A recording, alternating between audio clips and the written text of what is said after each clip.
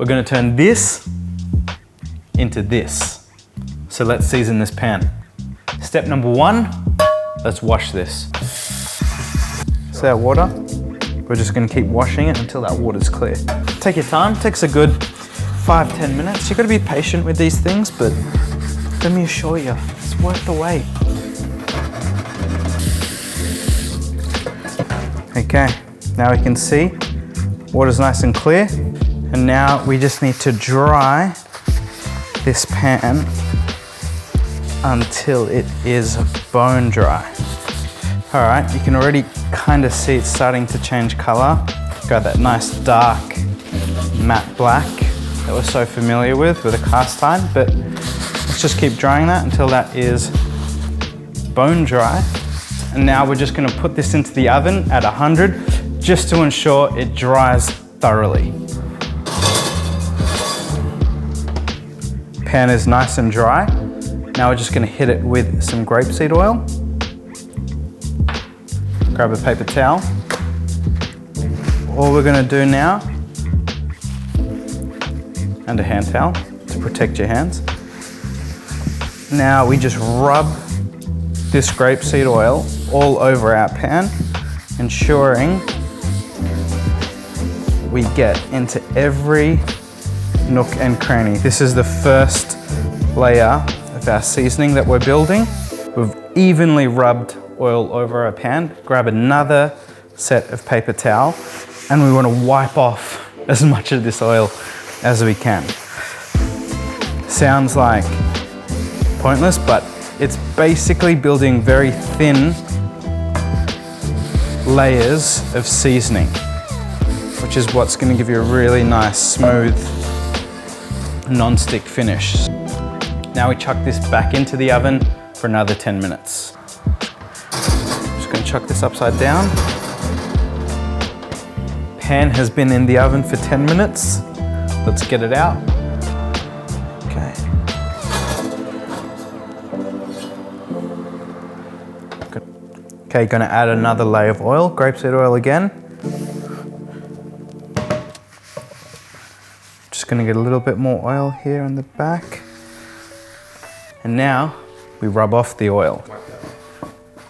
Yeah, you're right. Oil's all rubbed off. Crank in the oven to 220, and now we are going to place this back in the oven for 1 hour. Okay, this in the oven, upside down. Leave it in there for an hour. Starting to change color, it's getting there. We're gonna go 1 more layer of seasoning. Look, really, you can do as many as you want. No one's gonna stop you. The more, the better. Most of it will form naturally over time. I'm gonna go another layer. Just rub that grapeseed oil all over the pan. Go the back, the sides.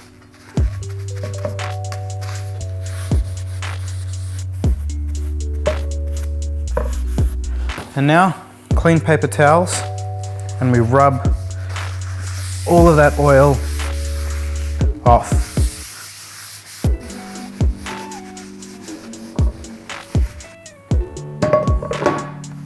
Okay, we've wiped all the oil off. Now we go back into the oven for another hour. This process that we're all on together is called seasoning the cast iron pan. Just not macro, not in life. That's a different topic. I don't know much about that, but seasoning the cast iron pan is known as, scientific term, I should probably Google it, but I'm gonna go out on a limb. It's called polymerization. So basically the oil in the pan, how I understand it, the oil on the pan is filling up all the pores on the cast iron, creating a non-stick surface which will also protect it and bond to the cast iron and stop it from rusting and give you a nice non-stick cooking surface. And that's the beauty of cast iron. And if it rusts, you leave it out in the rain, go on a camping trip, you just do this process again. It never dies. Cast iron never dies. That's the beauty of it. That's why they have a 3-generation guarantee, maybe even 4. I feel like they should push it. But there you go, guys. That's the science lesson and cooking. So follow, like, subscribe. Thank you to Ironclad for making these incredible plants that are now made in Australia. So that's pretty epic. There we go, guys. This is the kind of finished product. This has been in the oven for an hour.